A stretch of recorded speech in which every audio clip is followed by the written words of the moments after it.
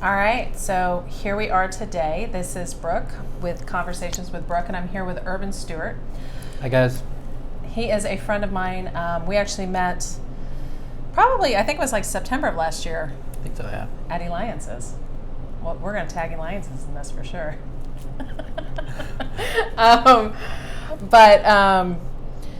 So I had been speaking at an event and I had talked a little bit about my background, and it turns out that Urban has a very interesting background, and so I invited him to come and share his story and talk a little bit about what he grew up in. So I'm going to let him introduce himself a little bit. And what do you do now?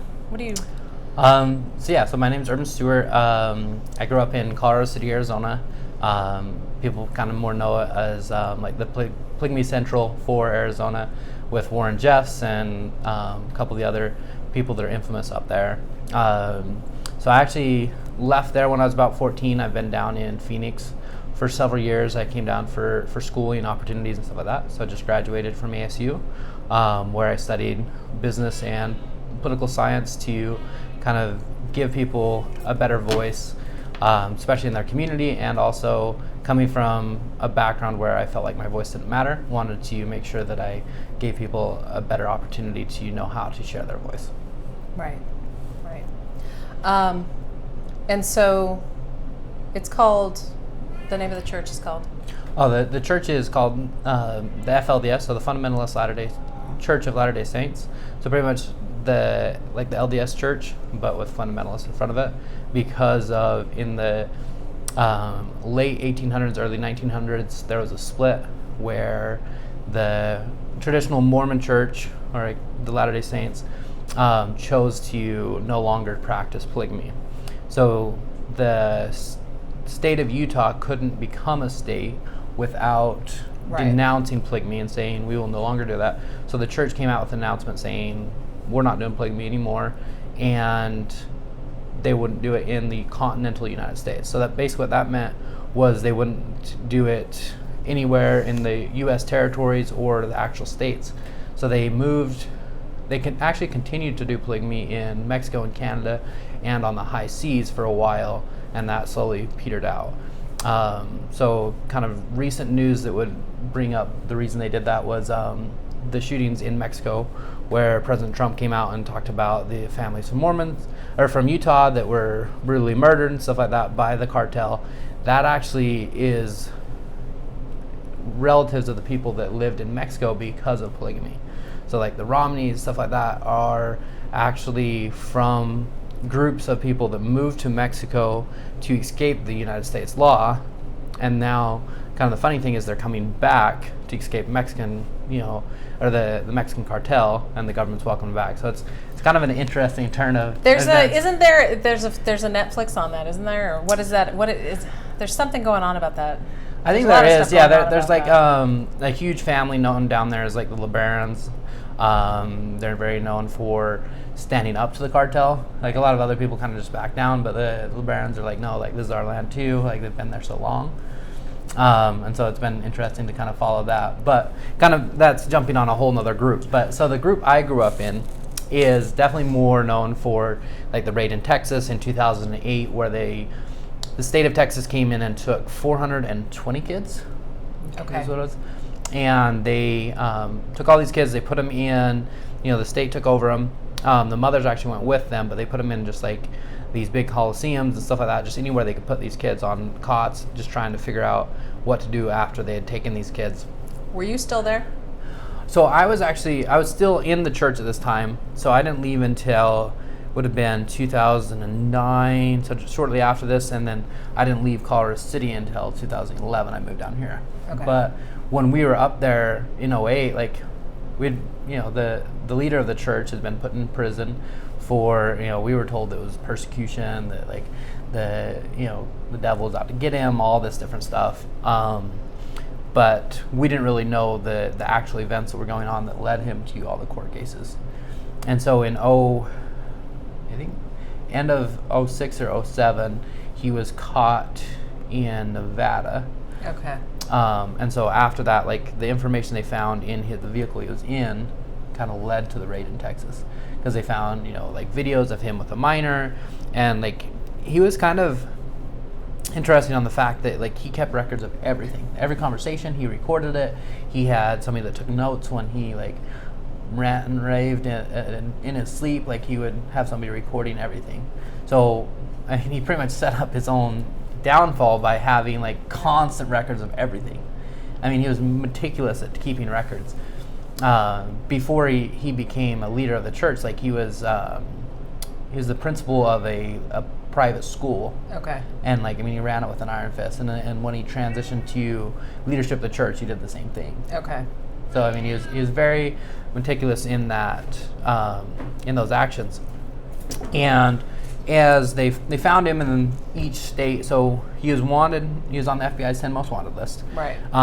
The three biggest states that wanted him was Arizona, Utah, and Texas. Okay. Because that was the ones that they were already investigating him on a state And level. how and he had groups in each of them. Yeah. So it started. So when the Mormon Church, the one based in Salt Lake, did their proclamation that says we will no longer do polygamy, they still practice there in Salt Lake. There was someone that was in leadership position in the LDS Church and then chose out to kind of start his own thing, was John Woolley. And so John Woolley and his son Lawrence E. Woolley kind of started the movement that ended up becoming the FLDS. For so long it just was kind of in the, they still participated in the regular church stuff. They were just kind of underground doing their own thing as well. Okay. They moved to Colorado City actually because, I mean, it was out in the middle of nowhere. Like, I mean, there was, I think, 5 houses when they moved out there. Okay. And it's situated very perfectly for them because they wanted somewhere that they had kind of the ability to flee the law. So you're building a town right on the border of a state. So if one state comes at you, you can run across the border. If another state comes at you, you can run across back to the other state. And so it's on the border of Utah and Arizona. Like, some people's backyards were cut in half by the state line. Interesting. And so as they moved out there, and they grew that whole city from, just different families. And I mean, it's very inbred. It's very, like, there was a few people joining, but it was mostly built from, the key people that started it. Okay. And you were born into it? Yes. Okay.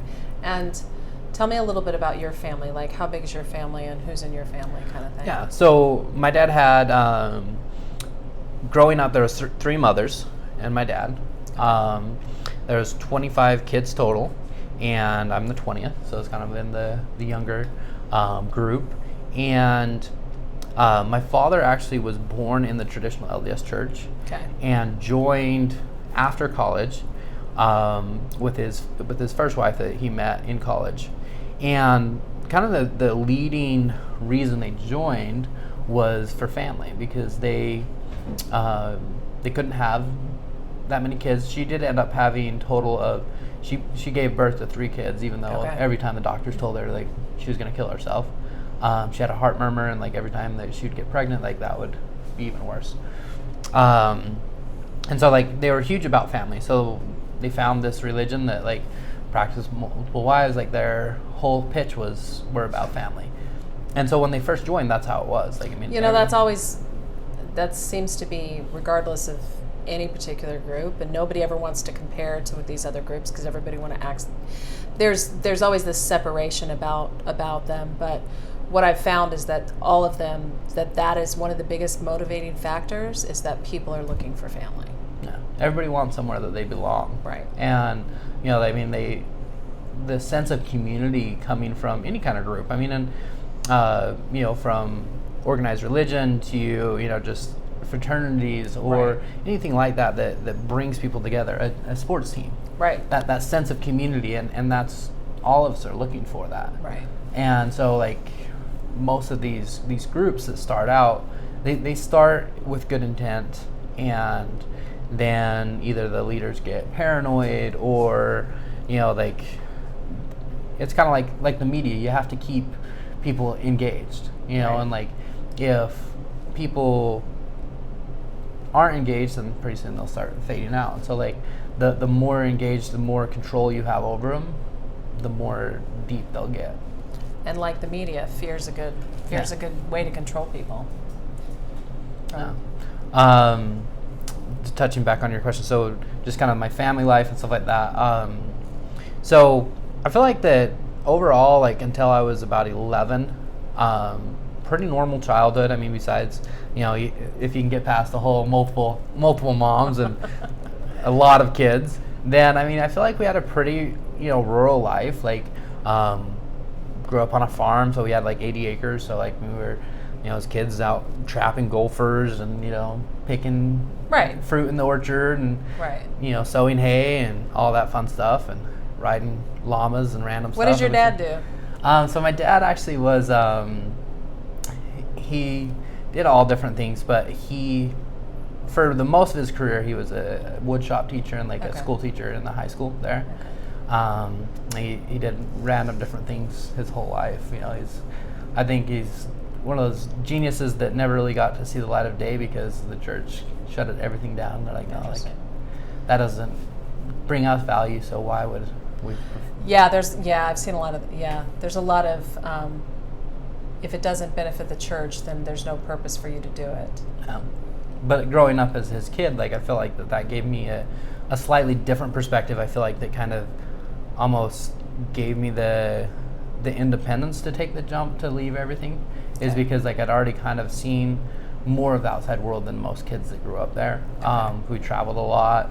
Just, I mean, even though like our traveling a lot, we did our own thing. We didn't like go to Disneyland or like any traditional traveling, but we did, fishing and just going all over doing different projects and stuff like that. And did any of your moms work? Yeah, so his first wife was a registered nurse. She was actually one of the main ones in the church when I was growing up. Like they had their own clinic and stuff like that, so she did most of that stuff. But before she worked at their clinic, she worked in the ER. Did she get paid?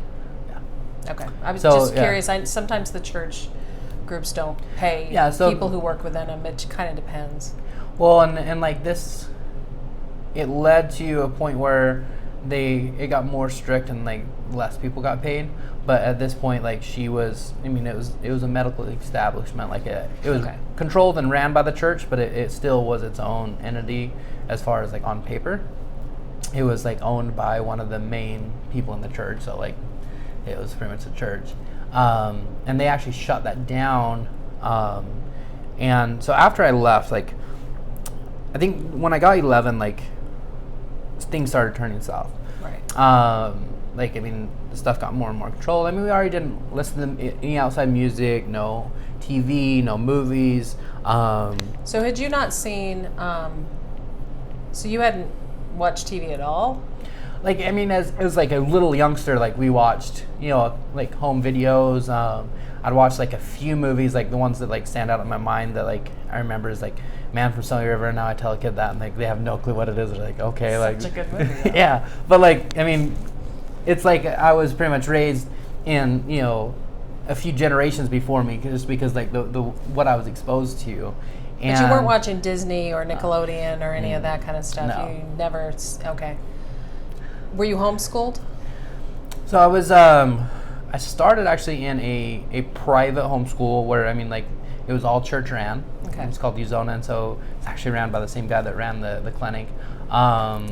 It was his school. There was a bunch of them. So back when, I mean, I wouldn't even have been like preschool age. They pulled all of the kids out of public school. Okay. And they started these private schools, and it started with the one that Warren started up in Salt Lake, because he actually was born and raised up in Salt Lake. Okay. And he kind of ran things up there, and so he had this in Little Cottonwood Canyon. They had this school called Alta Academy, and then it moved down in the early 1999 to 2001. They all moved from Salt Lake to escape this great and abominable church, the LDS Church now, and they moved down there to the gathering place, what they call Colorado City. And Warren never really liked Colorado City because he didn't really have as much control as he did in Salt Lake. Okay. Because why is that? Well, there was a man up there that was the bishop. His name was Fred Jessup, and he he was one of the first settlers. Like, I mean, he was... Oh, like way back Yeah. when. Okay. So he was a young man when they moved out into Colorado City, and, like, literally he subdivided the land. Like, I mean, he, like, on his back, like, built this city.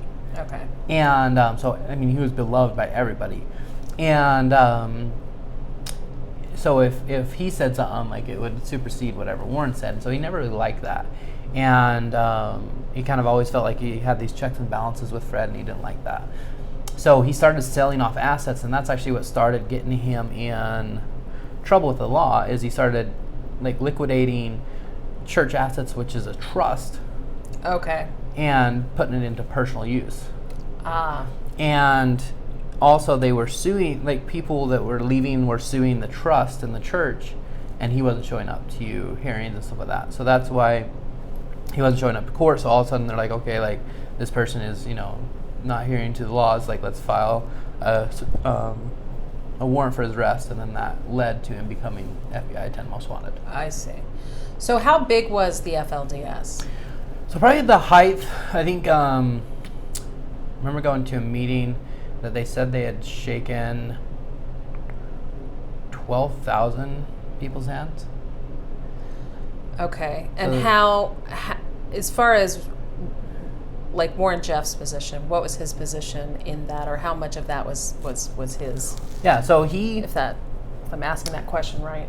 Yeah, so if you look at, like, you know, most churches have a line of succession, and so, like, from Joseph Smith, you know, like, it goes Joseph Smith, Brigham Young, John Taylor, John Woolley, Lawrence C. Woolley, John Y. Barlow, Leroy Sun Johnson, Reuben Jeffs, and then Warren became after his father died. Okay. So he was, like, the head honcho, like, he was the president of the church. Okay. And over all of that. Everything. Well, not only just in Colorado City. So there was a group in Canada, in like, people have heard of the Blackmores or the Ohlers, and so the Blackmores actually split off. Like, Warren drove a wedge in between the Blackmores and his dad, and, like, kind of ostracized them before he even took over. And then, so there's a group in Canada. There was the group in Salt Lake kind of moved down to Colorado City. Colorado City was, like, the major one. And then once Warren started taking control, then he started looking for other land. So then he started Texas. He started these homes for unfit mothers in Colorado. There's other families in Colorado, but mostly it was, like, they would rent these houses that were, you know, like a 5-bedroom home, and they would put, like, 4 mothers in there that they take away their kids, and they're not fit to be with their kids, and they'd put them out there. Why? They looked at somebody the wrong way, like they did something that they weren't supposed to, and so now they're exiled. They're supposed to because of what the church taught. Yeah. So we're not talking about, like, some kind of, like, legal issue or anything. We're just saying that this is, you know, this mother did something that's not within the church's belief system. Yeah, so they throw them and take their kids away. Yeah. So they, I mean, it's fed the kids the wrong. Like, I mean, it could be anything. So my sister got kicked out for having a miscarriage. Like, that's her fault. You know, like... One of your older sisters? Yeah. The one that was married... So my oldest sister from my birth mom was married to Warren's brother, Lyle. Okay. And so she was kicked out for having a miscarriage, as far as, like, we know. But they're not told what they're kicked out for. It's like, okay, like, you sinned against God, you need to go repent from afar. So these mothers are distraught. Like, I mean, their kids are taken away from them, and they're supposed to have this revelation from God why they were kicked out. They didn't have any, you know, information on what they were supposed to do. They were just supposed to repent, and they were supposed to become worthy to come back home. So how do they, and they were very liberal in kicking people out. Okay. What do they do when somebody's kicked out? Like, what exactly does that look like from, I mean...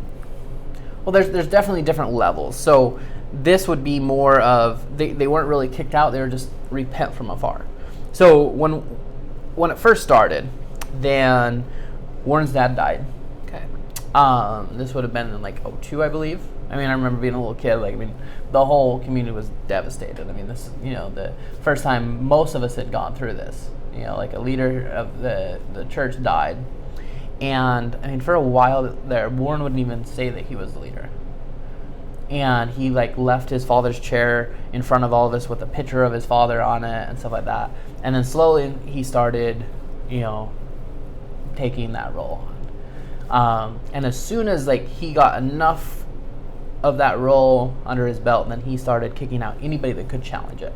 Okay. So any former members of like families that were leaders of the church. So like the Barlows from John Y. Barlow, his sons, all those, like, and a lot of these people were high-standing members of the community. Like my grandfather was a patriarch, so like he did like all the patriarch blessings. Like he was basically like I guess in like Native American it would be like a shaman almost. Like I mean, for your spiritual, well-being, you'd go to him and you'd talk to him, and then he'd give you a patriarch blessing and kind of basically tell you what your future looked like almost. Like he would give you a blessing saying that what from his perspective and from the spirit that, from what we were taught is like basically God's spirit would come upon them, and they would have a revelation of what your life should look like. Okay.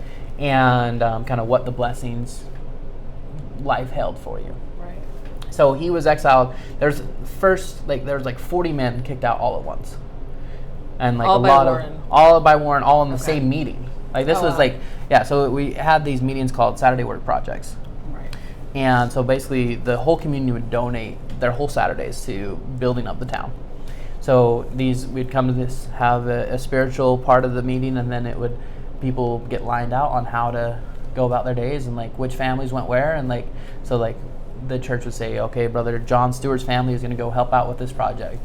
Brother, Jesse Jessup's going to go over here, and stuff like that, and like they'd split us up.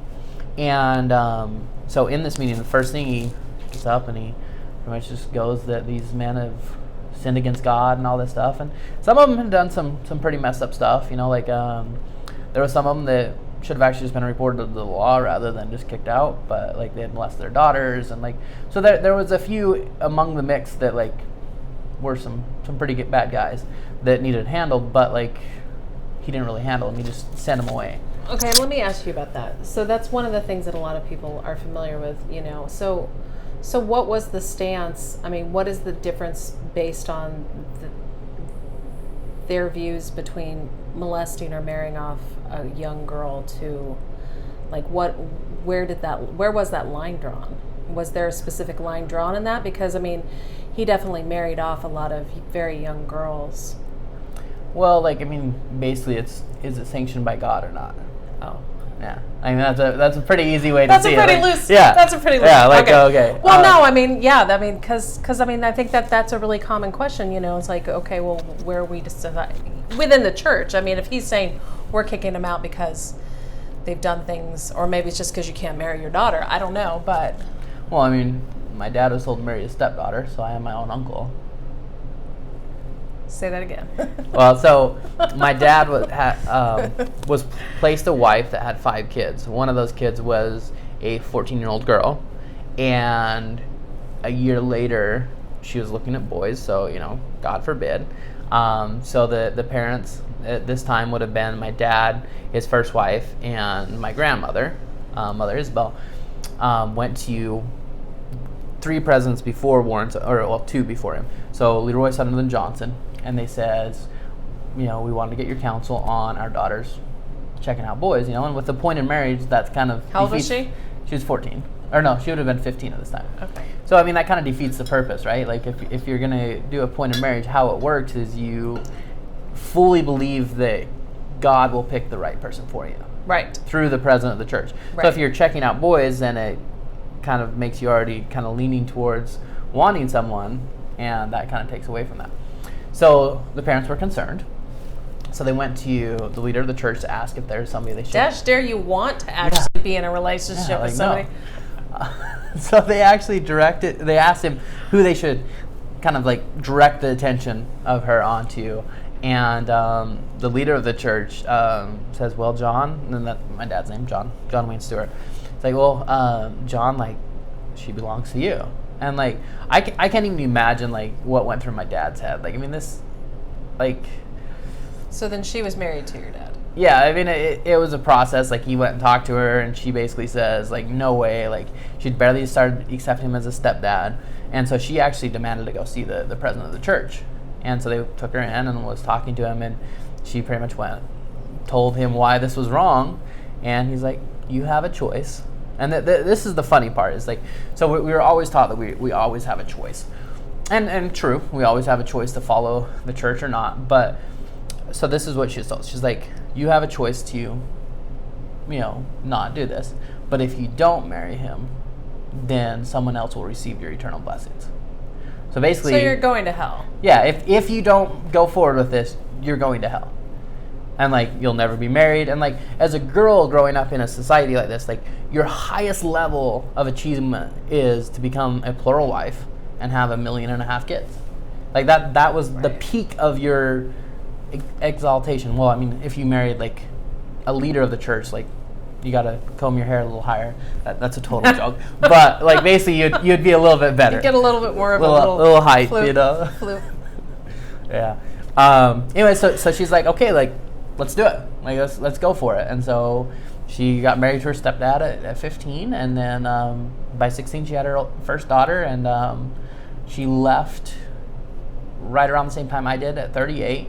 She had 10 kids with her stepdad. Wow. And where is she now? If you're comfortable. Yeah. No, she's just living her life, in regular society. She went to college. Definitely a little underemployed, probably because she still has, self-esteem issues and stuff like that. Just because, like, how could she not? Coming from that background, and that's, I feel like that a lot of people that come from that don't learn how to demand their worth. Absolutely. No, that's totally true. I relate with that very, very heavily. No. Yeah, no, coming from, because we were definitely raised in you are expected to, your parents did what they want, and look how that worked out for them. Because we were always like, our parents were the bad poster child of what not to do. No. That's why they brought you here.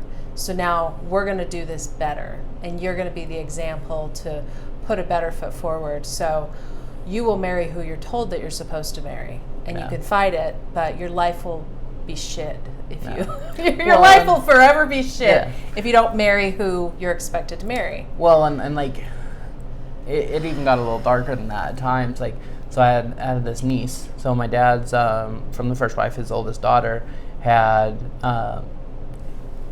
she's about the same age as my mom. So she had just got married when mom started looking at boys, and so that was like kind of one of the things is Shelly just got married, like, maybe we should look to who Virginia should marry.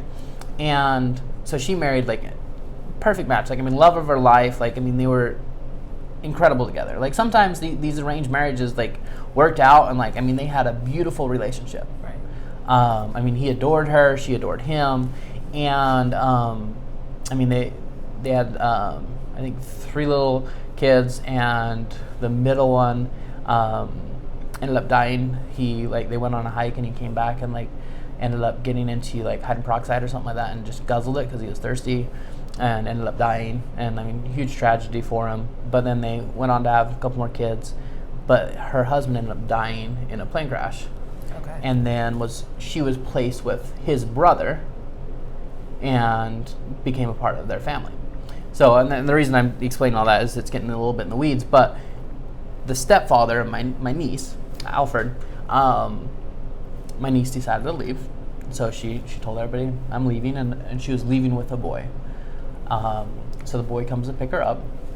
Of course, like, the family had already had all their come to Jesus talks, is what we call them, and basically they tell us all that's going to go wrong. So a part of one of these come to Jesus talks was the bishop at the time, Lyle Jeff, so my brother-in-law, was telling her that if she left, that her life expectancy would be 1 year. So basically, if she left at that moment, she would die within a year, based on the Great Destructions or whatever his theory was. And anyway, so like, total manipulation to her. So then this boy shows up to pick her up, right? And her stepdad, Alfred, is talking to him and like chewing him a new one, of course. And my nephews and Alfred's other boys were kind of peeking around the corner. We're little, if they're little boys, like, you're going to be curious of what's going on. Like, why is Dad talking to this guy? It's a pretty heated conversation. You're going to want to know what it is. So he's like, come here, sons. And they come in, and he's like, meet the man that's going to murder your sister. Right in front of this guy's face. Like that's the type of, like, manipulation to say, like... Gaslighting. Yeah. And so like, I mean, continued, you know, until she left and lived her life. But I mean, she's expecting a kid now. But it's that fear. It's that, you know, and I don't think that. Well, I'm gonna go back to this in a minute. Actually, I want to go back real quick. So I want to go back to the schooling, but then I'm gonna come back to the fear as far as like the fear of leaving in a minute. But the schooling. So there was a private school that you guys went to. So I want to talk about the kind of information that you guys were taught. You know, how much of that was like what you would say. I mean, you know, are you done with your master's? You're in the middle of your master's. No, I just got 2 bachelors. I'm taking 2 bachelors. 2 years off. Yeah. Okay. So I mean, obviously you were educated when you got out to some degree, or did you get that all out? Or I mean, what kind of information did you guys not get with being in a private school versus, you know, because I mean, and this is something I was having a conversation with somebody about the other day, like basic things in the world, you know, were you taught history, normal history? Were you taught, you know, obviously you were taught to read and you were taught math and that kind of stuff, but were you taught like normal history? Were you taught, how was the information controlled as you grew up as far as being in the school? So I know you didn't mean it this way, but it's actually a several part question. Okay. So kind of a general view of schooling in the FLDS. Yeah. I'll do that. So most of the kids were private schooled. The private school teachers are our moms, pretty much, like from different ones. So like each mom like would have a grade and stuff like that, and like, you know, we would work our way up, and it was like a conglomerate of families. So like we went to Uncle Fred's school, so it was Uncle Fred's family and like the people that were invited to be a part of that. Okay. And then like the Steeds had their school, and the Jessups had their school, and like, you know, broken out into different. So everybody made their own. Yeah, but like, I mean, it was all definitely. How many kids? I think in the school that I was in, we were probably, and this was just till 8th grade. I think there was probably 700 to 1,000 kids. Oh. Yeah. Well, I mean, well, significantly so. You have a lot of kids. You got 20 in your own family, so I mean. Yeah, like some of these kids, like the Allreds went to the same school that we did. One family of Allreds, with their extended family, had 200 preschoolers at once. Yeah. So I mean, like these families are astronomically big. Right. So anyway, so back to school though. I mean, if we get talking about families, I know, like, we can go all over. There's no rush. Yeah. So on the education side of it, what a average day would look like. So you would get to school, and we'd start with what we call devotional. And this devotional started from Alta Academy that was ran by Warren Jeffs. So when he was doing it in previous years, he started recording it. Okay. So we had all these recordings of his devotionals. So we'd start with that, like, you know, start off with a prayer, some singing, and then we'd listen to him for an hour or so. Right. Then we would go off into, you know, break up into our classes and do, you know, reading, writing, math, basic stuff. We usually do lunch, and then we would do, like, depending on what class you were in, then the schedule would change. But basically, after lunch, usually it was like priesthood history. So no history, priesthood history. So this also was taught by Warren, by his recordings. And then, you know, like geography or something like that. Sometimes like we'd get some other kind of information, somewhat of a science. Was it world geography or was it? I mean, it was whatever they decided to teach us. Okay. But I feel like the key part though is like, so you start off the morning listening to Warren. You, in the middle of the day, you're listening to Warren. And like pretty much your whole perspective of the outside world is directed almost by Warren. So like we didn't get U.S. history. We got U.S. history as it affected church history. We got world history as it affected, you know, like the church. So, and like a lot of that history too, like depending on the year you were in, you would either get like ancient priesthood history or modern day priesthood history. Okay. So like you get like Bible and like sometimes Book of Mormon, or like Joseph Smith and like Brigham Young, John Taylor, and like the leaders of the church, and like the persecution we had went through, and like all that kind of stuff. Right. And so like if any kind of like actual like factual history that we got was through like books that we snuck in.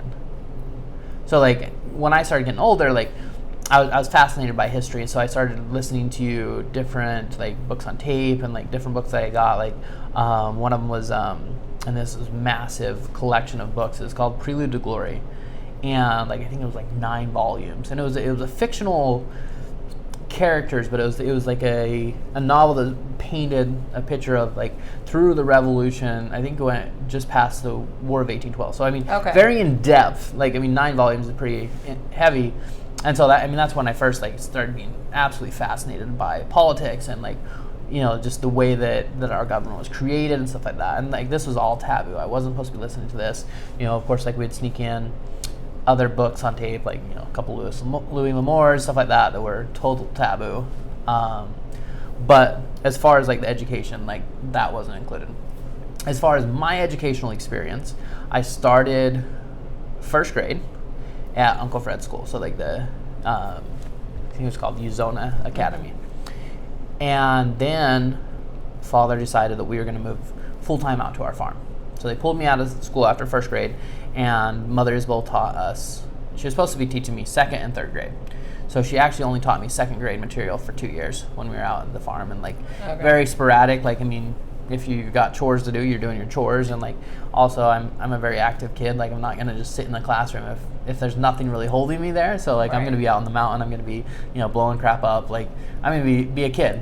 And, and like cow tipping, like the regular stuff kids do, Catching gophers. Yeah, Catching gophers, yeah. Shooting squirrels, anything that you can do to, have fun. Riding like the tops of toilets, like we'd take those off, made great sleds until you hit a rock, and then you just find things to make fun with, like the big mixing bowls. The parents hated it because they would have all dents in them because we'd take them out and go sledding and then hit a rock and a dent in the big these big metal mixing bowls. But anyway, so when you're making massive amounts of food, because we did that. We did a lot of making massive amounts of food for feeding massive amounts of people. And my dad built this wok that was like, I think 4.5 feet round. Like, just this massive wok just to cook up some food.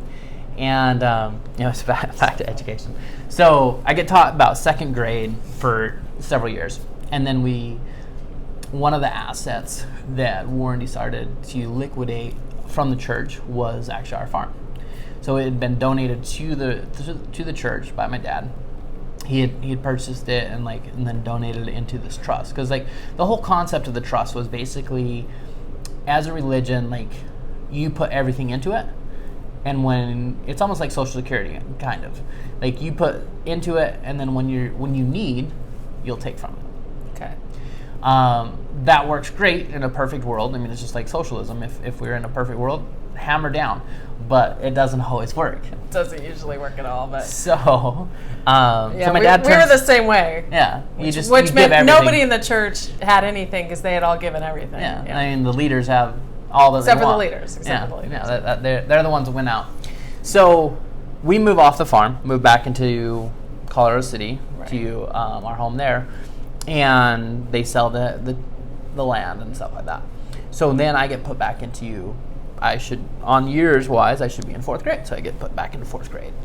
And of course, like no concept of what's really going on, because I'd lost, that like I'd only been taught in 2nd grade for forever. And so when you were being taught it. Yeah.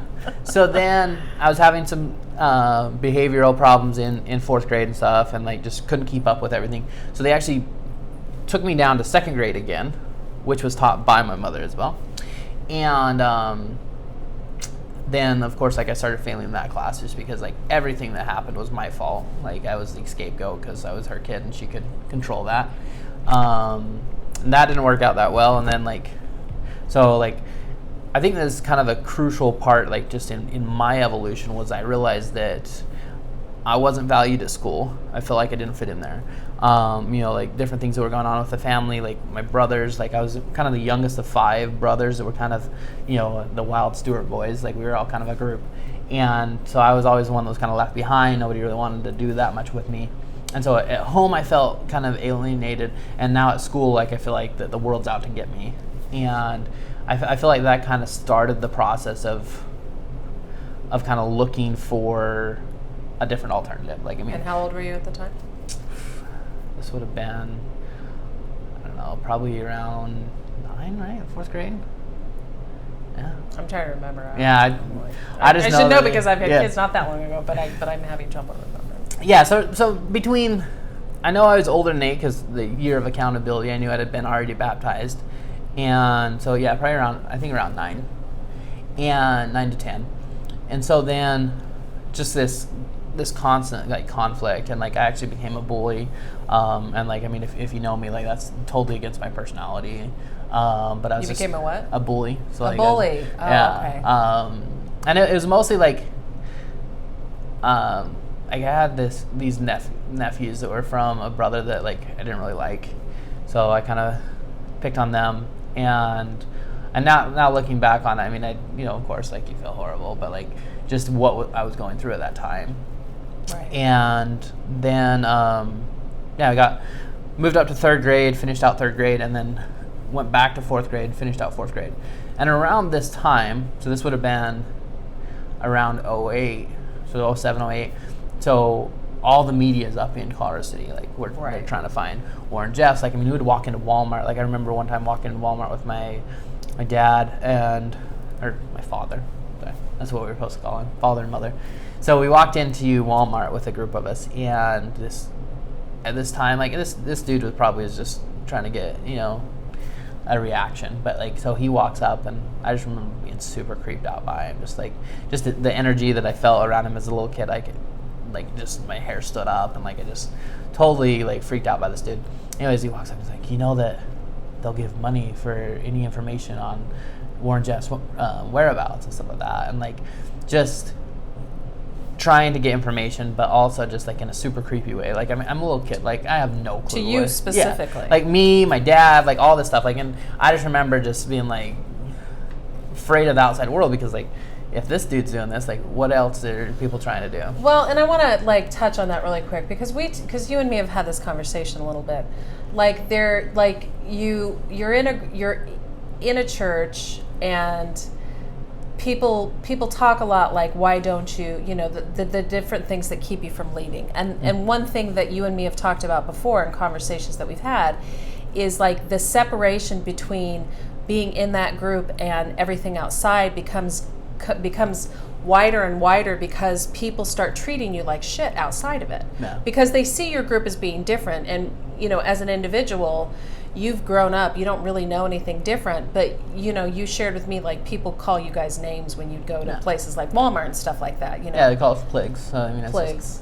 It's a derogatory form. Yeah, so there's a lot of, you start get that separation becomes wider, where it's like you're already pitted against the world in some way. It's almost a self-fulfilling prophecy, right, too. It is. Like, it absolutely is. The world's out to get you, and then all of a sudden, like, I mean, there was people that would come up to us, all best intentions, like, I mean, like, you're from Colorado City, like, if you need help, we're here, and stuff like that, and like, you're just like, and like, you felt like they were out to get you, even though, like, right. I mean, they're doing the best they can. They're just like saying, like, literally, like, dude, you're listening to crazy stuff. Like, if you want help, we're here. And like, you're like, oh, they're trying to break down, God's good work and all this stuff, Right, but the bridge is, so people don't understand, like, that gap is pretty big.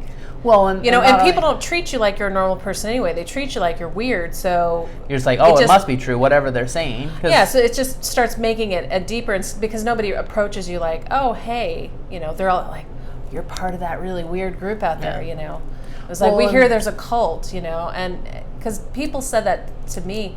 Like, I remember when we had a lot of publicity about our group, people would be like, are you guys part of that cult out there? If you said Tonto Village, people are like, are you part of that cult? Especially during our teenage years. Yeah. And the immediate reaction was like, it's not a cult, I mean, it's a cult. But I mean, for years it was like, it's not a cult, and we would like, so the first thing we did was get defensive. Yeah.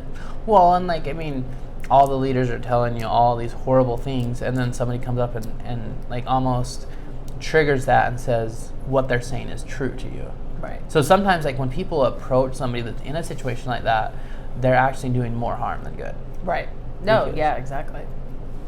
Until the person is actually ready to be open to something, the only thing you can do is just treat them with respect and just be like, let them know that they're a human being, and Right. Let them come to you when they're ready. Right. But we kind of jumped off of education. Yeah, sorry. So after around that time, there was so much media coverage in Colorado City. Like literally, like we would be walking to school and news reporters come up and ask us, "What are your thoughts on Warren Jeffs?" and all this stuff. Like, I mean, it was a big deal. So they actually shut down all these private schools. The church did, and so now we're supposed to be homeschooled with the same information that we had in the private schools. So basically, the church came together and built all of these curriculums for the different grades, and basically you had these packets. So I mean, I already hated school because like I'm sitting inside, not really learning that much. Like I didn't really feel like I was learning that much. There's a great outdoors outside, and I'm missing out on that. So like I don't even want to be here. And so now I'm at homeschool where there's less control over it, and you're telling me I'm supposed to be sitting here doing this boring packet, and I can't be like building stuff. So of course, like I resisted it, and so I did part of fifth, and then like started working, and once like I started working, started money coming in, then like there was less incentive for us to be pushed to school. Where were you working? In construction. So I mean, most old people were you? there. I would have been 11. So you were 11 and you were working a construction job. What were you doing in your 11-year-old construction job? I mean, like all building different things. gabions? Yeah. No, I was. So I think at the time there's different ones we did. So one of them we worked with my brother painting. So we'd paint these big cabins, and so like we started getting exposed to the outside world. We met this guy from Britain, and like just we thought it was so funny how he talked, but like we loved it because he'd make jokes about, because we're from Scottish descent, so he'd be like making jokes about Scots, and we'd be laughing with it. Nice. Anyways, but like I mean, I remember as a little kid we were doing that, and then you know, of course, like we'd been cleaning up job sites way before that, like when we were kids, and started framing, and then like did different things, cabinets, like kind of everything, until around like just turned 14. Then I got full time into electrical and started doing that. And like, how much did you get paid? So like I mean, back then minimum wage I think was like $6.25 or something like that. So you got paid minimum wage. Did you keep any of it? No. So we got paid minimum wage. I knew yeah. it didn't. But yeah. So we got paid minimum wage, but a lot of times like we actually never saw the checks, because like I mean, we're working for our brothers or like our uncles, so like they just handed it to our dad, and even like if we did get the check, it was almost like an expectation that you would sign that check over to your dad. Okay. And then you'd be like, hey, like my pants have holes in them, can I get a new pair of pants? I need like $40. Like, okay, here's 20, figure it out, you know, like you had to ask for the money back, and you know, go to Aunt Midge's thrift store and find you some used pants and get going, you know. And so I feel like that it's kind of funny when I actually started electrical, my boss was on his way out. So like I mean, he was more about like you get your paycheck, and I still chose to donate a lot of it to my dad, but like I actually started like buying tools before my paycheck came out, because my boss would take money out of our paycheck to purchase tools if we wanted to through his account. So pretty soon like I started hoarding all these tools and ended up leaving I think with like $4,000 worth of tools, like siphoned money out before my dad got it. But yeah, so I started doing that, and I did that until I actually moved down here. I worked in electrical. So you gave it to your family, you didn't necessarily well, so I give give it to my family, and then he gives it to the church. And what would somebody typically tithe to the church? Well, like the standard teaching was 10%, but Warren started coming in with $1,000 per month per elder. So per elder is, what's an elder? Explain what an elder is first. So average elder, I'll do the age range. So average elder is once you turn 18, like if you're worthy, you become an elder, even if you're living at home. But also kind of a general rule is an elder is like the father of the household. So it's a male, it's not a woman. Yeah, never a woman. Okay. And so like the levels of priesthood, of like ranking in the church for only men, like women are just sisters, like they're women the wives. never get any. The only priesthood they have is the power that's given through their husband. Okay. So that they can act based on like their husband's priesthood. So as a kid, like you get baptized at 8, right? Mm-hmm. It's the year of accountability. So anything you did until 8, like, is all forgiven, right, by God. So once you become stuff for 8 or kids under the age of 8 doing. Yeah, they're doing some wild stuff, you know. They colored something purple when they shouldn't have. Like you're going to hell if you red was a big one. Yeah. So once you after 8, like as a male again, at around 11 or 12, I think it's like 12. 12 is you become a deacon. Okay. And so there's the Aaronic, and it's been a while since I've done this, but Aaronic priesthood and then the Melchizedek priesthood. So the Aaronic priesthood is a deacon, a teacher at like 14, and a priest at like 16, and then so that's the Aaronic priesthood, and then you become part of the Melchizedek priesthood. The first one is an elder. So when you turn 18, if you're a good, faithful son, your father suggests to the leadership that you should become an elder. You get ordained as an elder, and you actually report to the priesthood rather than your father. So all up to this time, you're responsible to your father. I see. So once you become an elder, you and your father are equal, and you report to the church. So an 18-year-old kid, if they've done that and achieved that, now, and they've been working for years already, now their paycheck, $1,000 on top of 10% is going to the church. No. That's a lot of fucking money for a kid. That's No. a lot of money for an 18-year-old kid. But also, like, usually they're still living at their father's house. Okay. So, I mean, these kids, all they're doing is working. Okay. You know, like, I mean, you're working ridiculous hours. Not to mention you probably don't buy anything yeah, ever. like, no alcohol, no, like, you're not going to the movies, you're not dating. You're probably not getting a car of any... Well, no, you'll get, like, these ridiculous real trucks. substance. I mean, yeah, no, they buy these ridiculous trucks and jack them up because that's the only thing they can do because it's a work truck. They have to. So these work trucks are, like, $90,000 and $120,000 work trucks.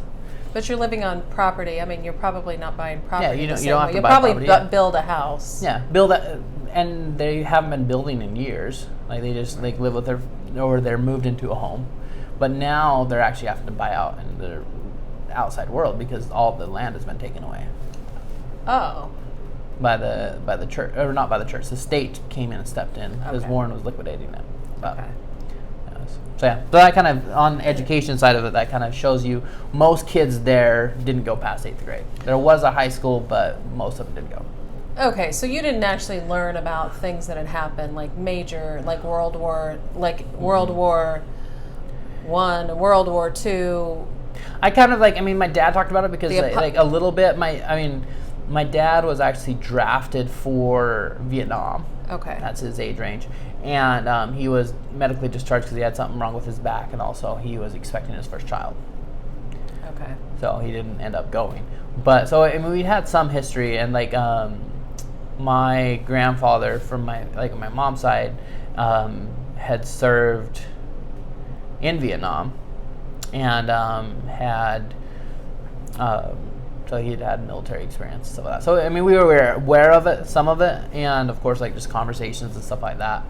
But as far as like actual like going into battles and stuff like that, like no, like we kind of had a very diluted so like you framework. didn't, and this is like one that people mention, and it's like mentioned in that one book. Like you didn't know what the Holocaust was, kind of thing.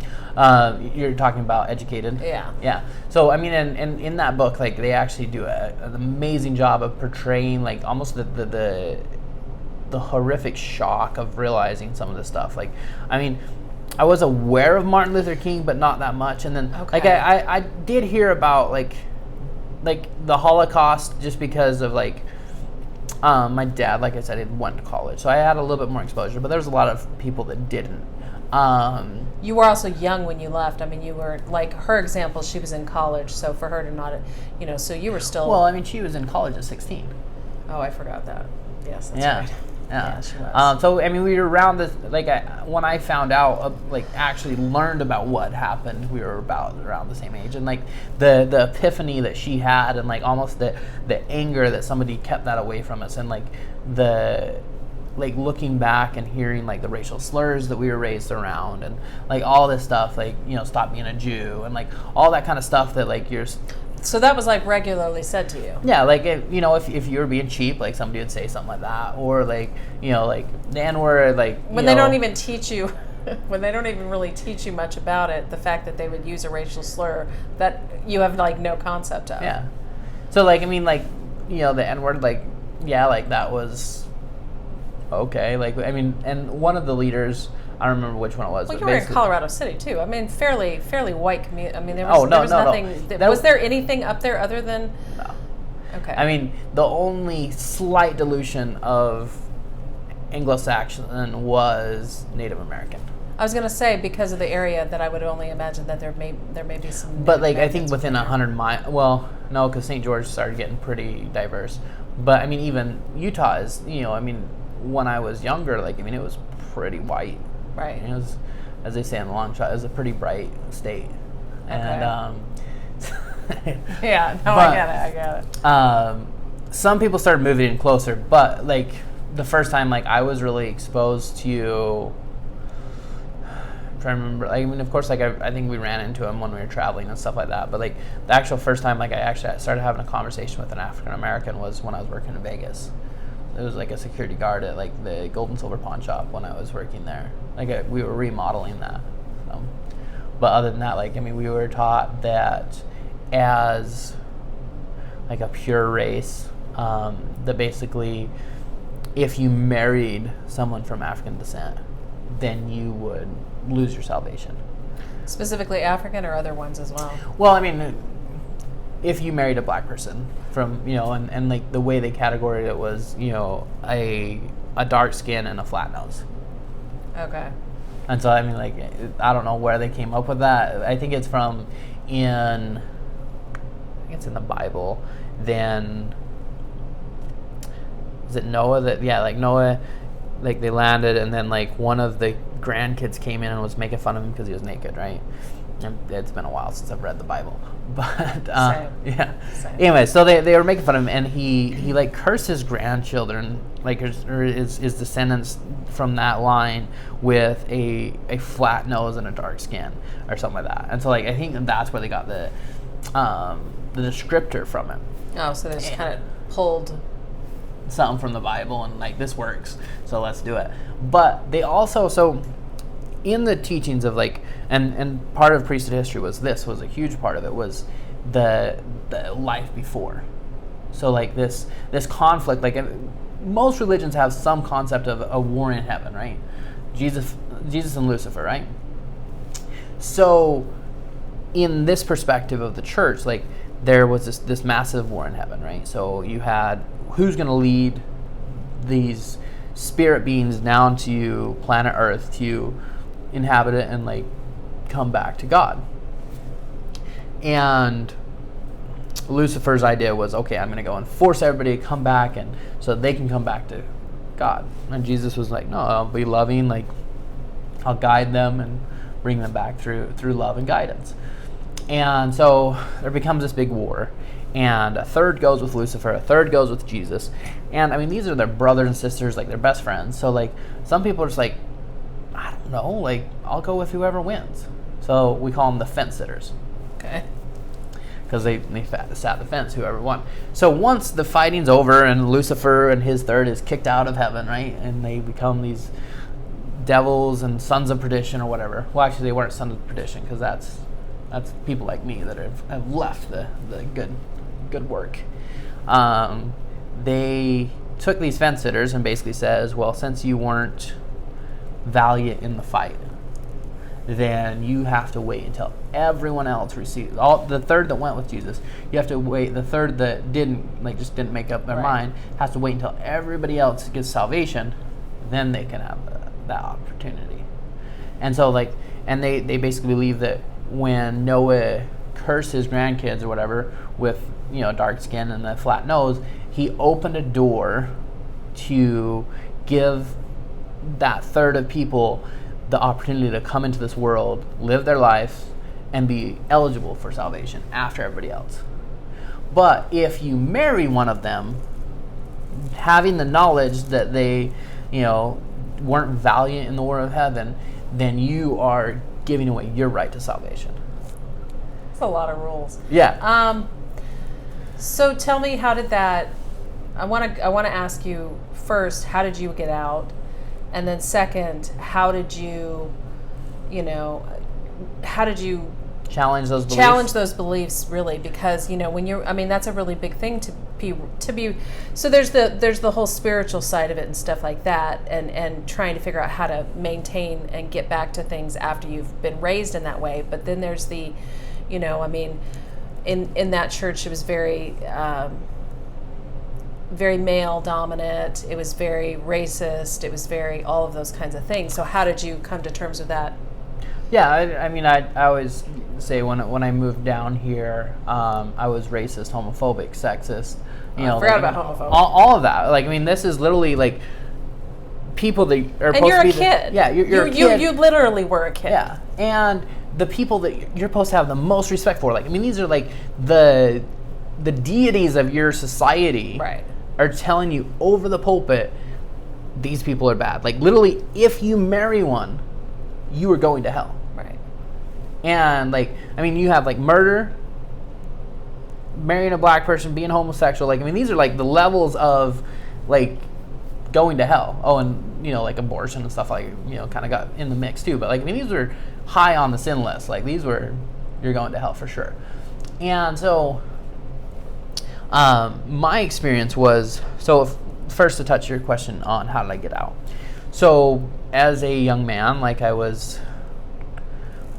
think around 14 it started going on to like kind of questioning things. Like I was working outside, like going out and working every day in the outside world. I would start seeing different things and kind of question it, and would listen to music, and like we started, listening to Taylor Swift, God forbid. Like, T Swift is taking you down.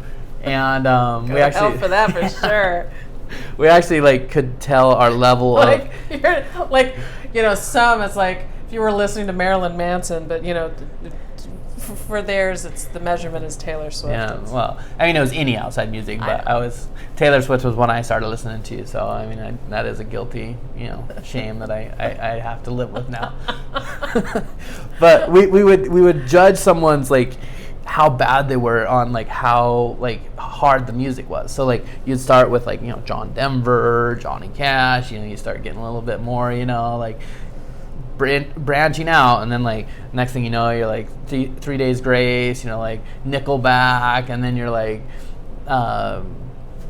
Hollywood Undead, like you're just you're at the peak. You are a sinner for sure, or what they call the stoner, like because we wore flat bottom shoes that weren't allowed, and like faded pants, like we were stoners, and like they had no clue what that meant, but they thought they did. We were evil. Anyway, so I started looking in, and we started watching movies. Like I think one of the first movies we snuck in was, I don't even know how we got it, but I remember watching Nicolas Cage's movie National Treasure, like the first one.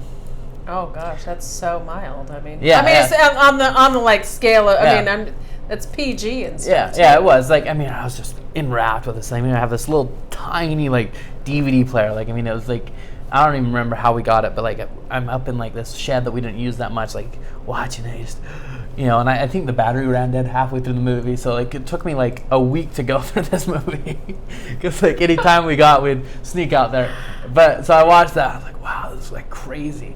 And then like I think we went from that, my brother bought like American Pies, and so like we have declined quickly. Well, like you just take anything that you had access to. I'm like, I was just like, oh my gosh, like what is this stuff, and like it was total, shock to my mind. Anyway, so I started questioning things, and like once you start questioning, then they start pushing you out. Like after a while, like I was a bad influence on the younger kids, so I had to be moved to a different place, and so pretty soon, like I was pretty much ostracized from my family and like stuff like that. And then so I kind of chose it out the church, because they basically says you can't go to church, you can't associate with your family, and like you can't do like any of the things that actually were worthwhile there. You can go work your butt off for the work projects, you can still pay your tithing, you do all the hardships, but you can't have any of the joy that comes from being a part of a close-knit community, and like everybody's... And you're 14. Yeah. And so like for me, I'm just like, you know what, it's not worth working back. And so I hadn't made the jump to actually leave the town, and so like I was actually still working for the same guy. He was leaving too, and so like we would have talks. And so I think actually how I found out about Martin Luther King was through my boss. Like we were driving one time, and he was talking about it. He's like, it's crazy to think, not even 50 years ago, if I was to get on a bus and there was an African American woman that was pregnant sitting down, she would have to get up so that I could have the seat just because I'm white. And like, I mean, and the fact that like, I mean, he even had that like even in his mind was crazy. Like, I mean, just from where he's at, but like, that's like the first I started like thinking about that stuff. I'm like, I didn't even think about that, you know? And like, of course, like I still had my issues with being taught the women were, you know, a subcategory under the man, like the man was in charge. But like, even then, like there was something within me that like, how is that possible that would be okay? Right. And like, I mean, I'd always been taught to respect, you know, women, and like especially pregnant women. Like, I mean, because God's, you know, child's in there. You know, we were taught like children are like the closest to God. Right. And anyway, so my boss was a great influencer, kind of like we would just have random conversations about different things, and so it got me thinking. And then once I was kicked out of my father's house, I bounced around for a little bit. Like I was staying in like a tent trailer with like a foot of snow outside, you know, and like with who? Myself, just like out on some commercial property. So you're 14 years old in a trailer by yourself. Yeah. Wow. Well, and this was only on the weekends. During the week, I was down in Vegas working on the Strip, remodeling a property, you know, and like we'd rip down the walls, and there'd be like porn in the walls and stuff. Like I was just like, no clue how to handle all of that. But then I moved in with this guy up there that had actually been married to Warren Jeff's sister, and Uncle Dan Wayman, and he's just a single guy because his family had been taken away from him. All of his kids taken away from him. He had sent to repent, but he had been allowed to come back into the town. And he was just living in some trailer by himself. He was actually going to college online, University of Phoenix. And so he took me in. Like, we worked it out so I could live with him when I was in town. And started having conversations with him. And he was very respectful. He would never come out and like, and even to this day, there's no anger within him. Like I don't, like, I mean, he went through some horrific stuff. Just, you know, I mean, his family taken away from him, like told that he's like the son of the devil, like all this crazy stuff. Based on what did he do? He knew that Warren had molested Warren's sister that ended up being married to Dan. So based on the knowledge that he had, he was a threat to Warren.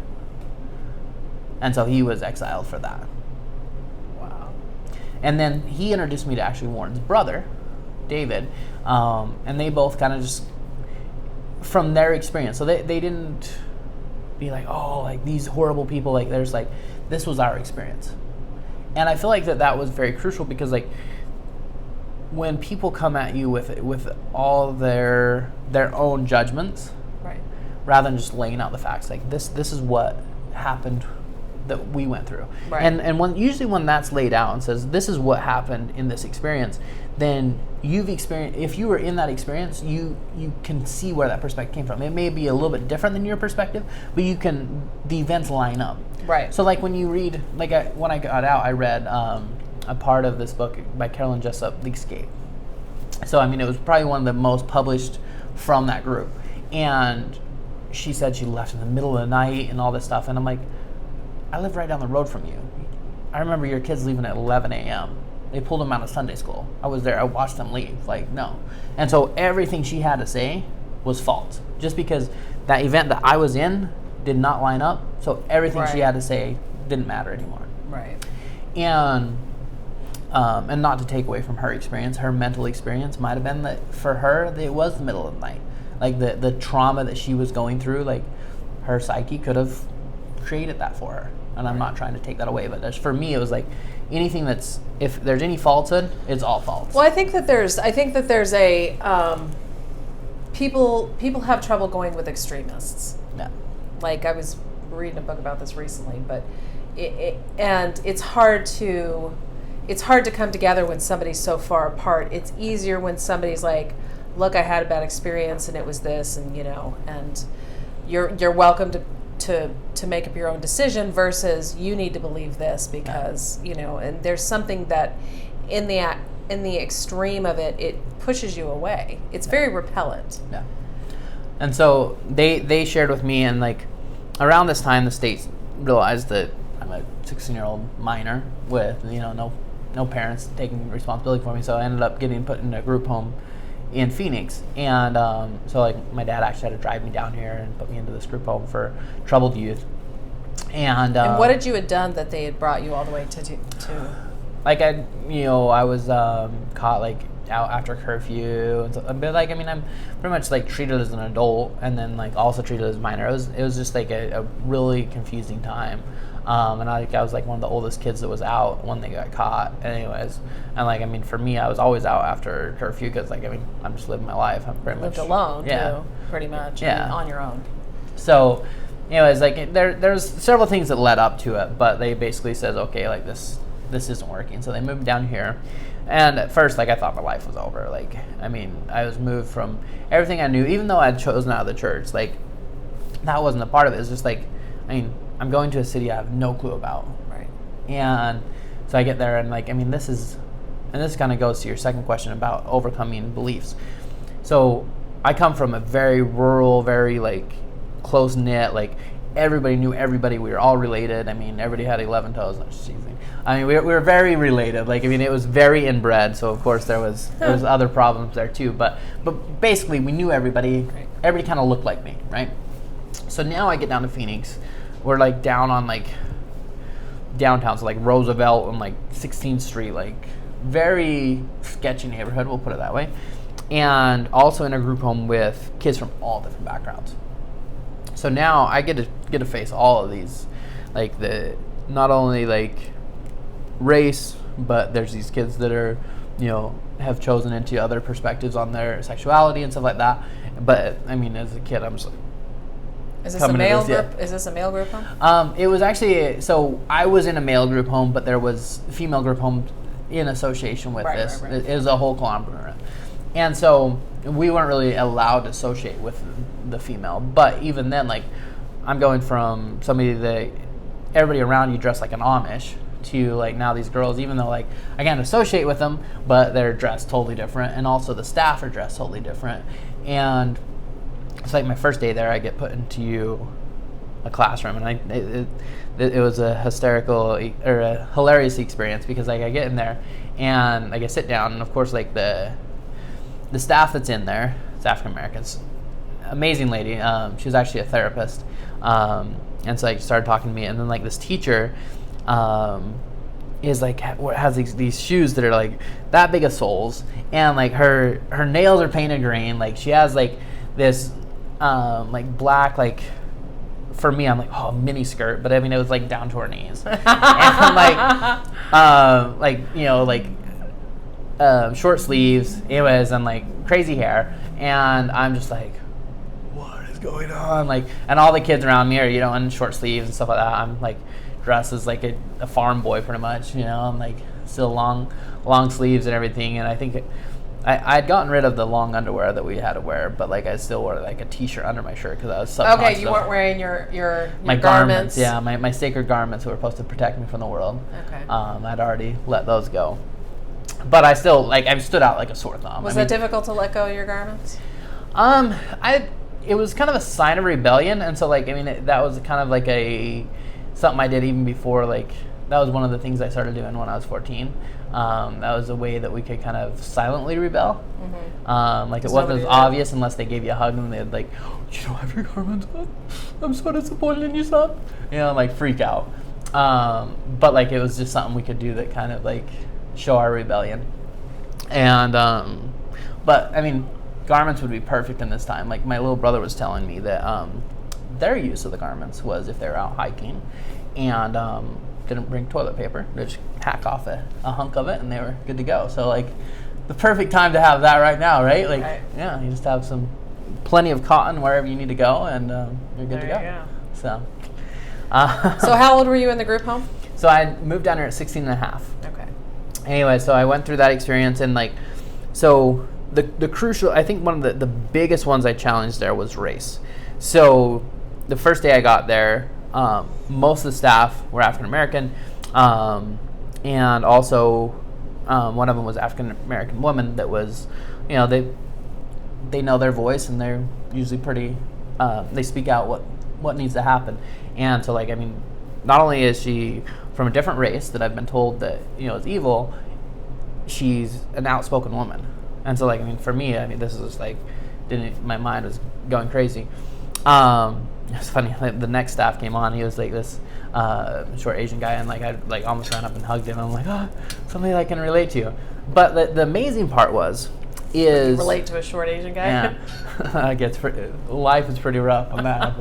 No, but the amazing part is, so Miss April's, so the staff, the African American female, her partner that usually during the mornings was on with her was this African American gentleman. I mean, he's like in his 60s, but he's like 6'3", like just built, and but he's just a big teddy bear. And for some reason, we created this connection. And like whenever I was having problems, like, I mean,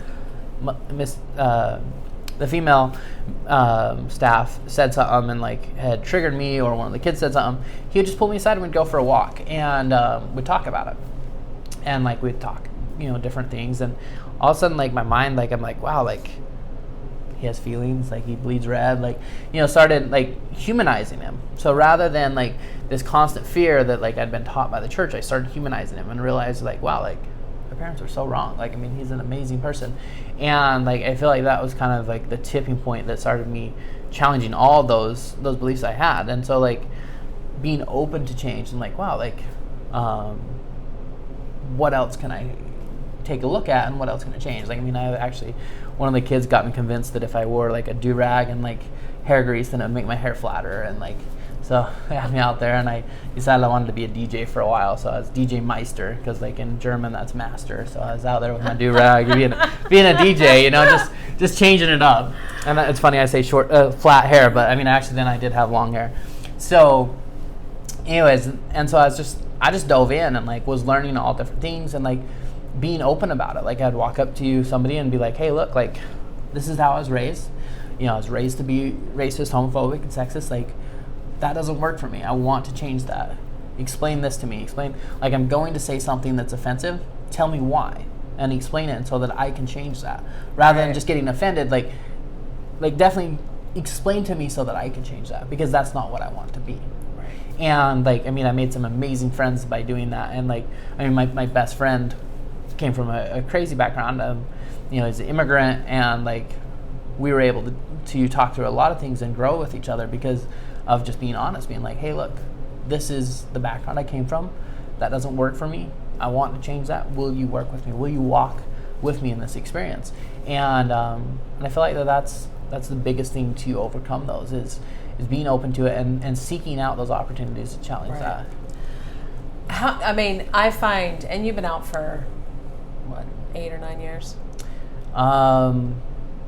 So I've been in Phoenix for 9 years. 9 years. But I've left home closer to 11. Okay. And I find that I still have those things that come up. Just because life's always this just evolving, ever-evolving experience. And it's stuff like an onion, like each layer. Yeah. So it's like, you know, I still have these moments. I'm like, that I'll sit and I'll spend a couple minutes, and I'm like, is this something I was taught? Is this idea something I was taught? Is this something that I need to challenge, or is this something that still works in my life? And I think that there's a blessing in that, to be honest. Like, I really think that there's a blessing in challenging our beliefs, because I think so much changes over time, and I think there's a lot of people who get really stuck in their beliefs being something that is set in stone forever. Well, and I mean, you even see, like, you know, and like, I mean, I have a huge respect for the elderly, but like, there's a lot of them that have been so set in their ways for a long time that's the same thing. It doesn't matter. They could have grown up in any situation, and you know, and then they start saying something, and it's not really that they're seeking to be offensive. It's just that's the way it was when they were there, and they didn't continue to challenge that. And like, I feel like that it's also key to, like you said, does that still work in my life? I feel like that I've seen so many of my peers that have come out of similar situations that I did, or the same one, throw everything they were taught as a kid away. Like, I mean, everything was wrong. Like, they just jump into the deep end, and they have to rebuild a life for themselves. So I feel like it's key to say, is this working in my life now? Right. So I feel like I was able to, in just the way that I transitioned out, to take a look, and I looked at, racism doesn't work for me. Let's challenge that. Sexism, that doesn't work for me. Let me challenge that. Homophobia, all that stuff. Like, let's challenge that. But then, like, my worth ethic, that works amazing for me. Let's keep that. Right. My desire to learn, like, build stuff with my hands, or my desire to seek out different knowledge, like that. It's amazing. Like, yeah, I think that was a big one. That was a big one for me too. Was and I think. And I obviously don't know the woman who wrote Educated, but I think she threw a lot of things out that I think that there was some value in some of the stuff that she had. For me, there was a lot of things where it was like pulling it apart. There were some things that were nice and beautiful about this. So how do I keep those parts and values that are okay and not just get rid of everything? Because I think there's something that's lost when you do that. And I feel like you brought up that book, I feel like that sometimes in some experiences you do have to do a clean cut and then pull some of those back. Right. So sometimes you do have to say enough is enough, and then take a break from it for a minute and then start sifting through it. Because sifting through it is not easy. Like, I mean, I still sift through things. I mean, like we were saying, I've been out for 11 years, I left home.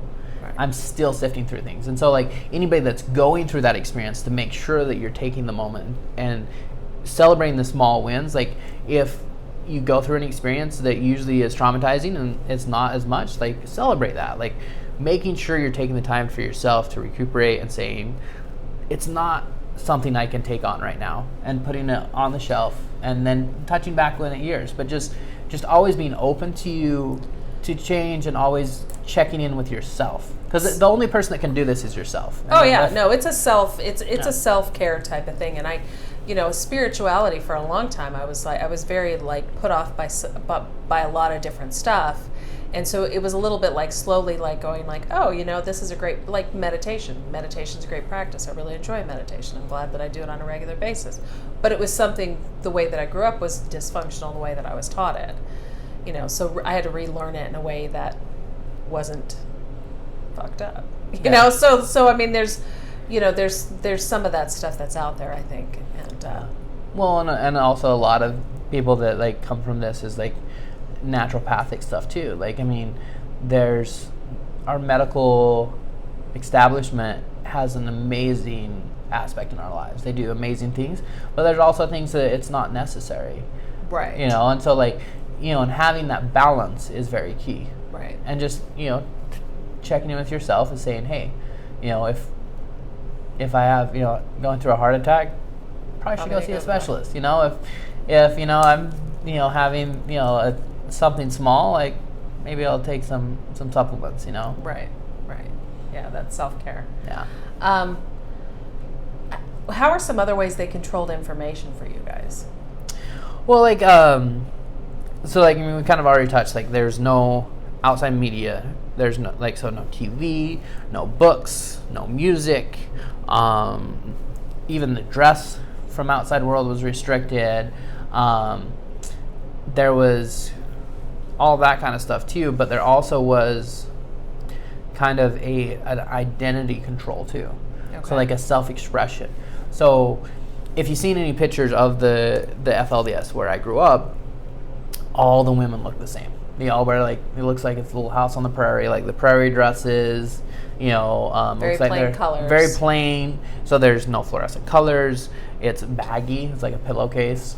Like, that's always what we joked about. And then also, like, the hair is combed very modestly. Like, I mean, everything is trained to make everybody look the same. Like, if you took a picture of, like, the picture that's online about Warren's wives, like, if you looked at them, literally, like, unless you knew the families, you'd just be like, they all look the same. And so, like, Warren did that to take away that self-identity. So if you take away that self-identity and make it as a group mentality, then people don't challenge it as much. Interesting. If all the girls look the same, it's less likelihood that a boy will be like, oh, she's pretty. And so like that takes that away too. So there was there was a lot of, they've been known for getting rid of a lot of the men or the boys when they turned 18 type of thing too. Or younger. Yeah, so basically, because it is a patriarch society, right? So if you have a boy because like the man is in charge, so if a boy is challenging things, then they have more of a leg to stand on almost. They have more freedom to make that challenge, but also now you're taking, the ultimate goal is to bring children into God's world, this pure race, right? So if this boy's challenging it, he's already kind of chosen out and like he's of the devil, but then he's going to take a girl with him. So like they try to like almost cut the hand off before it infects the rest of the body, if that makes sense. So these girls, unfortunately, more than it. Yeah. And like you can have a ton of kids with one dude. Like literally, like my dad had 25 kids. You don't really need that many boys. You need that many girls, because like a girl realistically up there like tops at 18 kids. So and it's sick to think about it, but the women are treated as breeding cattle pretty much. Like literally their whole purpose is to bring kids in. What was your experience having other mothers? I know you don't have an experience of not having other mothers, but sure. It's not the average person's experience. Well, your mom jokes are amazing because people says your mama, and I'm like, which one? Like, do I need to be offended, or should I just? Yeah, she was. That was a piece of work. Don't talk about that mom, but that mom. Yep, she was a piece of work. I 100% agree. You go, girl. And but no, like, I feel like that. Just like anything, like, if everybody's over 18, they're consenting adults, they choose to do whatever they do, you gotta do you. But I feel like that when there's the control side of it, it becomes negative. So I feel like that there are families that live plural marriage or polygamy, however you want to call it, to the best of their ability. So I feel like that my parents never fought in front of us until later on. I kind of saw a little bit of fractions, but most of the time they didn't. And I feel like that they did the best in the situation they were in. But like, it was, of course, like as kids, like we would, even in a two-parent family, like mom said this is okay, or dad said this is okay. So now you have that multiplied. So then it's like, well, Mother Isabel said this is okay, but Mother Mary said this is okay, and like you start bouncing around and like pitting them against each other. But then also father, like whatever the mother said didn't matter. If father said something, it wiped everything else out. Like, right. Father's will be done. Daddy knows best. Yeah, always. And but like as far as like feeling neglected because of multiple mothers, like I felt like that I had actually more people I could go to. So my mom actually, because of her experience, so she's a mom at 16. Okay. And where did you fall in line? So with I'm her fifth child. You're her fifth child. Yeah. So she had 10, and so 5 boys, 5 girls. Okay. And so I'm the fifth. And so by the time that I came around, like she said that she actually wanted me. I know like the first couple ones it wasn't really a choice, and so in her experience she got into this belief that she would have us, and then she would raise us until we were weaned, and then she had done her part, so it was someone else's turn. So we were more raised by like the other mothers or older sisters, and my mom was on to the next. Being the youngest mother, she was definitely more of there to have kids, and so there was a connection with my mom, but like a deeper connection, but also there's a very deep abandonment from that too. Not only from just being raised by other ones, but like we were left out on the farm with Mother Isabel that was a hard,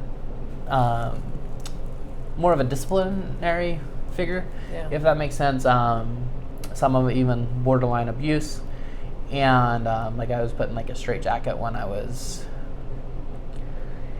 I want to say 5 or 6, because I was, throwing a tantrum, and she felt like that was the solution. And like anything we did, like we'd get spanked, and like the spanking with her was always to the extreme. Like she'd pull down our pants and like just beat our butts, and we just try to play a joke on her, and so she told us she was going to spank us, and it was me and 2 brothers that were just older than me, and so we're like, we gotta get one up on her, because like we have a pre-warning that we're gonna get our butts kicked. So we went down to my dad's wood shop and put nails in our back pockets, and like we wore these thick Levi's, so like we thought we were good, but our in our little minds we're like, oh, she's gonna spank us once, and it's gonna hurt her, and it's gonna be one on her, and we didn't really think about the whole process. The aftermath, yeah. So unfortunately, we were by the wood box when she decided to spank us, and so after she pulled her hand away bleeding, then she grabbed a log and decided to wail on us for a little bit, and couldn't sit down for like 2 weeks. But yeah. So anyway, so my mom would leave us with her and go in town, and we'd be out on the farm, and so there was that abandonment from her, and so there definitely was, that issues with female in my life, and like and it's affected me through relationships and stuff like that, is that fear of abandonment and stuff like that. But I feel like that in the situation, she felt like she was doing what Father wanted her to. She was popping out kids and turning them over to the other mothers to raise. And as far as like my perspective is, I feel like that in the situation that they were put in, my parents did the best they could. What kind of relationship do you have with them now? With my mother, it's ebbs and flows. So from the bloodline that she's from, like with the intermarriage and all that stuff, for quite a while back, the Steeds, the bloodline that she comes from, so she's Steed, Barlow, and Johnson, so kind of the bigger families up there, but the Steeds have mental illness. So her brothers and her that are from the previous marriage before they were placed with my dad, all suffer from mental illness. One of them is was medically discharged from the Navy because he tried to commit suicide, and has gone through a lot of different things because the mental illness that he faces. One of them tried to walk through a concrete wall, and just he thought he was Jesus or something. He could walk through a concrete wall. And do you think that's? Not that it's not partially hereditary, but do you think that some of it's the environment? I think that the environment increases the likelihood that it will show its head. Right.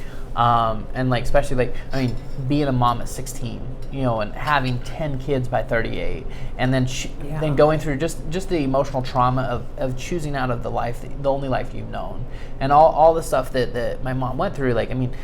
It's incredible that so she's where not she's in at. It anymore. No, she's totally out of it.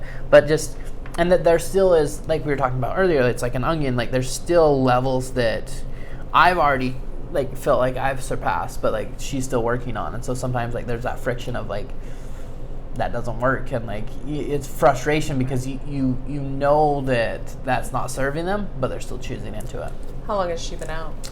So she's been out for 11, almost 12 years. Okay. And how many of your siblings from your mother are out? So from my mom, there's currently 2 left in there. Okay.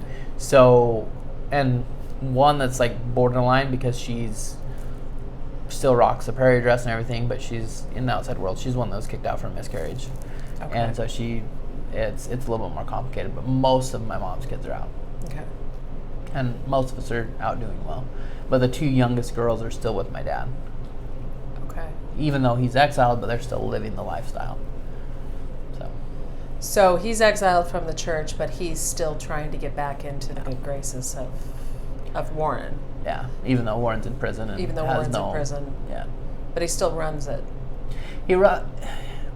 he still has control over it, but like, is he really running it besides the fact just all the restrictions? Because like, there's not really that much communication. Like, it's more like a people without a direction following these crazy rules that they can't break. And they're just stuck in a time-lapse zone. Like, they're not having kids, they're not, moving forward with their lives. So more and more people are choosing out because there's no future. So, and that's one of the things that they had changed too since he's gone in, is not allowed to have children, correct? There's no sex. Yeah, so the only thing a man and wife can share is a firm handshake. That's the rule. And right before that rule, there was only 15 men that were approved to bring children into this world. I'll put it that way. And so if you wanted a child, then you would have to call one of the 15 men. One would have to witness, and the husband would have to witness. And they're called seed bearers. So like, they were the only ones that were worthy to. This is very Handmaid's Tale-ish. Yes. Wow. And so like, that was very short-lived. I don't think that people were that happy with that. And then that just went to absolutely no sex. And like, one of the justifications that I've heard them say about it was like the Great Destructions, right? Like, any break-offs of the LDS Church, even the LDS teach that there's going to be this doomsday that's the righteous are going to be picked up, the world's going to be swept clean, and then they're put back and they're going to build Zion, right? So they were taught that they're going to have to march from here back to Jackson County, Missouri, where the gathering place is, where Christ is supposed to come again. And the reason that they don't want any children is that march would be hard on children. So they'd rather, like, be a little older. So that was one justification that I've heard. But also, it's like, if it's supposed to happen, like, everybody's like, I think the youngest kid up there is like, that's still in the church is like 9. Well, what about new couples? Or there are no new couples. Yeah. So like, I have a sister that's 27 now and never kissed a guy, nothing. Really? Yeah, she's just rocking. I mean, how long would you? Because I think, how long would you stand up for that? Because, well, some of them their whole lives. There's ones that are getting past childbearing years, like, that will never have kids, even though that's like supposed to be their highest level of achievement. Yeah, that's interesting. I mean, it's interesting that's and that's where the stuff starts breaking down. But I mean, and we were going to talk about this too. It's like the reasons why people don't leave, because everybody goes into, well, why wouldn't you just leave that? Well, and like, some of these people, like, I mean, okay, let's say that I go to this meditation or some kind of event, right? Where this cult is recruiting, right? Or the start of a cult, and they give me this great sales story, right? And I'm like, I'm in, let's do this. And I join, and like 3 or 4 months in, I'm just like, this is crazy, I'm out.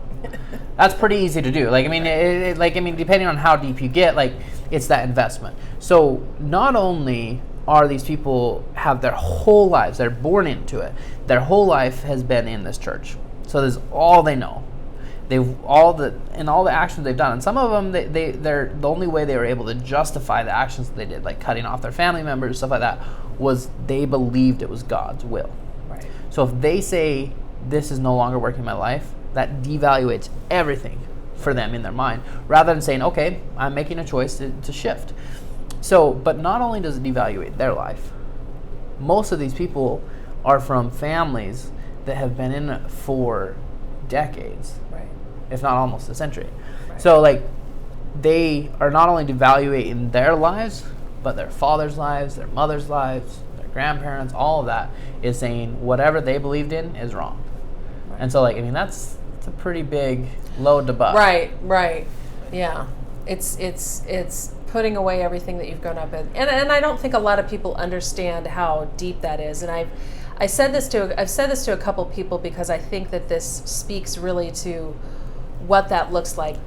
If I told, like, and this is kind of how I've said it, it's like, if I told you that tomorrow you were going to leave your family, your job, your home and you had to cut ties with everybody you've known, every friend you've ever had, every relationship you've ever had, and you're never going to contact any of them again because they're all going to hate you forever, and you're going to have to change your entire belief set, how many people would do it? And you're moving to a foreign country, very much.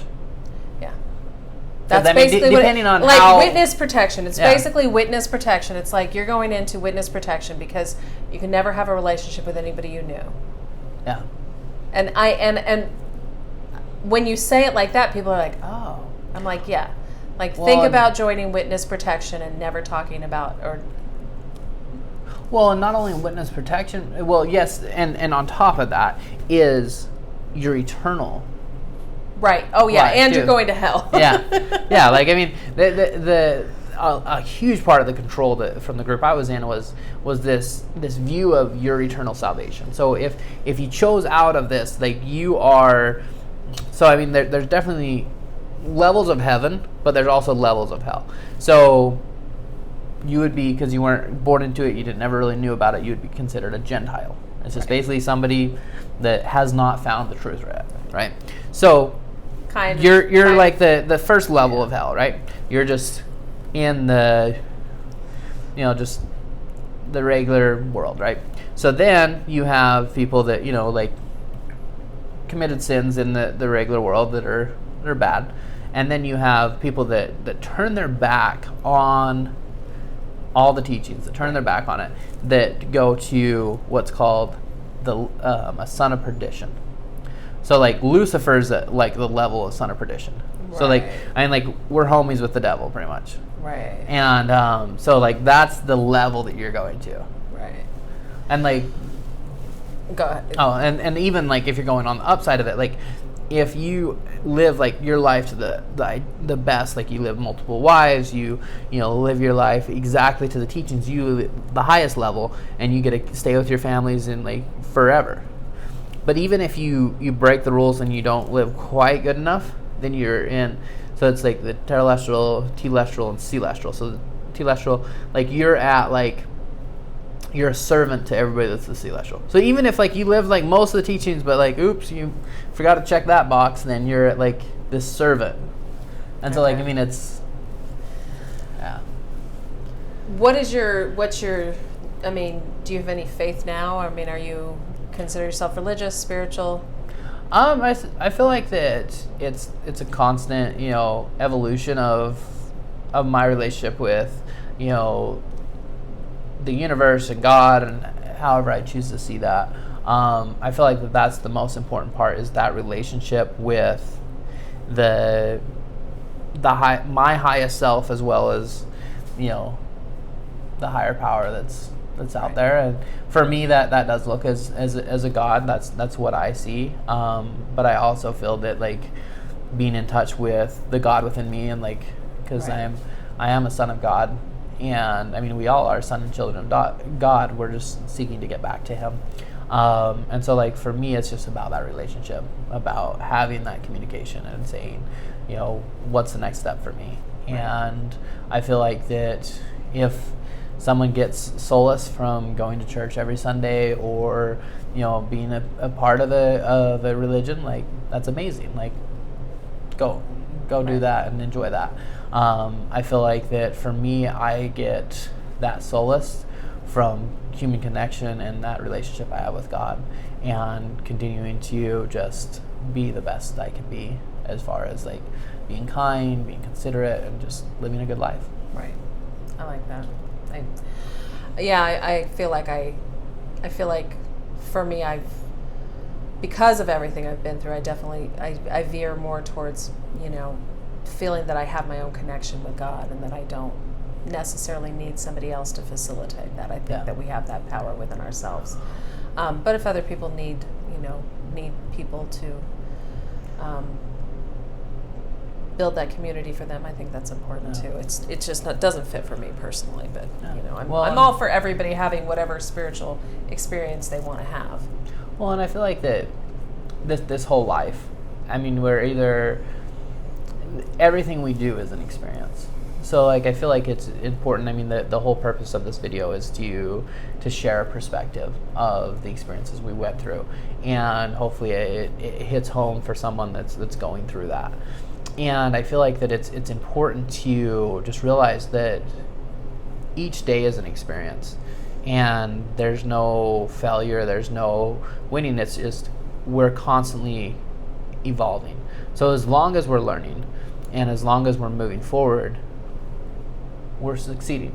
Because the actual clinical definition of insanity is doing the same thing expecting different results. Right. And I feel like that if we really let that sink in and realize that regardless of where we come from, regardless of our background, regardless of our upbringing or our financial status, whatever we are at, as long as we are continuing to improve ourselves and continuing to challenge our beliefs, say, is this working? What's next for me? Like, that's all that we can ask for. Right. And our self-worth, our value, our net worth is all based on our self-improvement. So if someone's feeling down, if they feel like, hey, like all is lost because I'm taking the step to go into witness protection, as we've been talking about, and like stepping away from everything I've known, right? Like it's a step in learning, and yes, it's massive. Like, I mean, I remember when I made that choice, like, I mean, I literally had to meet one of my moms that like my whole life had been there for me. She wouldn't even be seen in public with me. She said, meet me at 9 o'clock after dark, and like was ashamed to be even seen with me. And I knew that experience may be the last time I had ever seen her in my life. And I feel like that was a key point for me to say, wow, like if I look back on that and see how much growth has come from there, yes, it was a huge step, but look at the leaps and bounds that I've been able to do that because I took that step. And it's going to be hard. There's going to be people that, judge you for it. There's going to be people that praise you for it. And the biggest thing is we've all been through incredible experiences. You've been through things that I can't even imagine. I've been through things that you can't imagine. Right. And that's the beauty of life. Like that's why we can have a conversation like this. That's why that we can, build up each other, is because each experience is different. And like, that's what fascinates me. That's what gets me up in the morning, is realizing that I will meet somebody that has a different experience. And hopefully my experience and what I share will bless their lives. And I know that what they're sharing with me is blessing my life. Absolutely. Thank you. I think that was beautiful. And I want you to know that personally, I appreciate so much you sharing your story, because we've talked several times and we've gone down rabbit holes. We've gone down some different rabbit holes. But I appreciate it because just it's to me, it's reaffirming in this that we all come from really different backgrounds, but how similar our stories are in so many different deep levels, and coming from a certain level of dysfunction, but really looking to build something after that that's meaningful to us. And I thank you for sharing it with me. Thank you for sharing it with everybody. Is there anything else you want to share before we go? Yeah, I'm complete. Okay. Well, thank you guys for watching. Again, always here just to share people's stories, and if you have a story you'd like to share, reach out to me.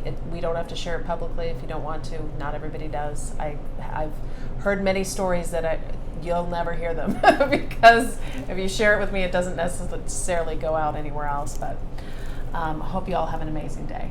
Bye-bye.